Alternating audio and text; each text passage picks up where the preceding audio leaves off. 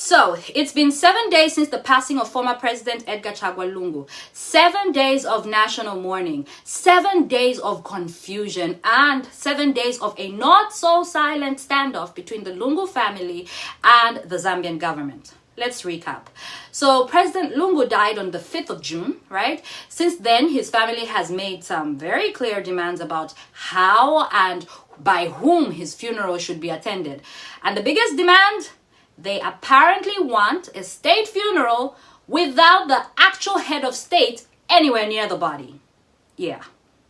At the said meetings, it was made known that the family had already put in place all logistics to address the wishes of the deceased, and that President Hakainde Hichilema should not be anywhere near the body of President Edgar Chagwa Lungu for reasons that have since become common cause.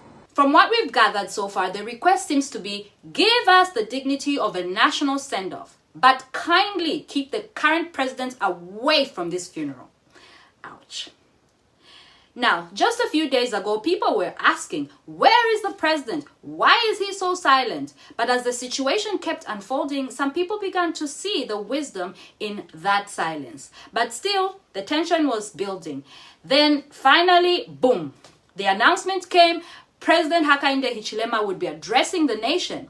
Everyone tuned in, expecting clarity, direction, a final position on the standoff. Nearly 40,000 people tuned into ZNBC Facebook page alone, hoping that this would be the moment we got answers. Instead, what we got was a masterclass in diplomacy.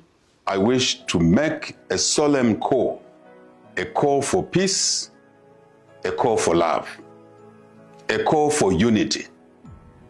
Let us embrace the bereaved family, the Patriotic Front Party, and their supporters with compassion and solidarity. Our political differences do not make us enemies.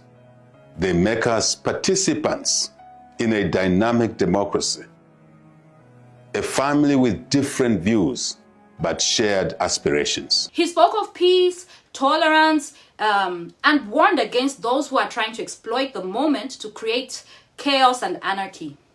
And yet, let us be clear, we shall not allow lawlessness, disorder, or anarchy to take root. We are a nation built on the rule of law, and that law must prevail without fear or favor. And listen, the message of peace, yes, it landed well with the people. It calmed some nerves. It brought a sense of grounding, People needed to hear that. But when it comes to the actual issue, the funeral, the standoff, what next? Man, we are just as confused and lost after the speech as we were before. As Reverend Walter Mwambazi put it, so we needed some very critical statements today on what would happen. So, the big questions. Is he still going to receive the honorable funeral? The funeral with all the dignity a man of Dr. Edgar Chagwa Lungu's stature deserves? That question wasn't answered. Are we going to see the body coming in anytime soon? That wasn't answered. Is the stalemate going to be solved considering a speech that was given in the morning? No answer to that.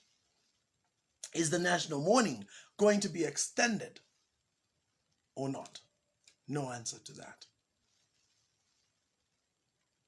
So essentially, I can say in all honesty that even though the tone of the president was great and the overall speech was positive and there was no acrimony or anger or blame game in the speech, which is great, but it didn't answer anything. Facts only. And now the standoff continues.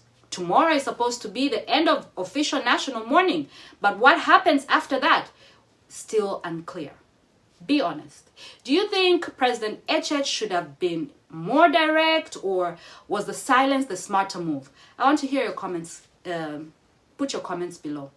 Now, here's what people often forget. National mourning isn't just about flags flying at half-mast. It's not just about solemn music on the radio. It affects businesses, vendors, suppliers, event planners, weddings, parties, live shows. Whole sectors of our economy are in pause mode.